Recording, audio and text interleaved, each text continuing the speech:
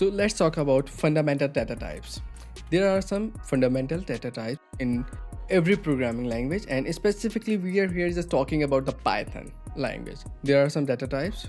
For instance, first we have int, then we have string, then we have float, then we have boolean, and what else we have? List, tag, and tuple, and set. These are the fundamental data types we have in Python. So let's talk about what is int, and what's a string, what's float, what's a boolean, what's a list, what's a dict, and what's a tuple, and what's set. So let me try to explain you in really easy way, so it will be really easy for you to understand. So okay, so first we're going to talk about int and floats. So what are those? So let's start. So let's try 2 plus 4. So what will be the output? 6, and we know about that. So we just really have to know what the type of those number are. So there's a function in Python, so we can check that just by typing type like that and just wrap it around this.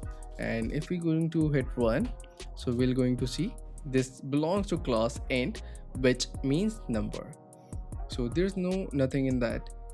So this is something really obvious. We already know that ints are the number. So but what if we just really wanted to add 4.5 in that, and when we're going to hit run and we just really wanted to see the type of that. So what will be the type? Have any guesses? Let's see. It's float. So what's the difference? The difference in int and float is of a decimal point, but it looks similar.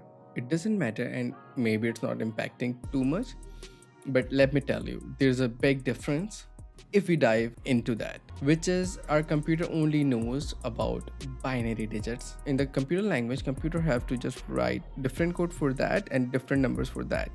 So the point, it's just combining two numbers behind the curtains, and the difference is that int is just taking a lesser space as compared to a floating point.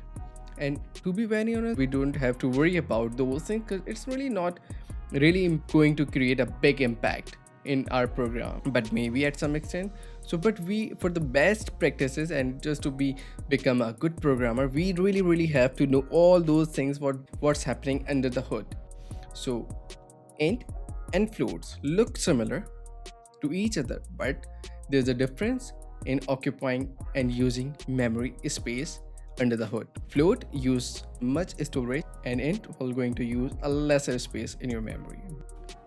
So this is the basic difference. So let's talk about other data types in the next video.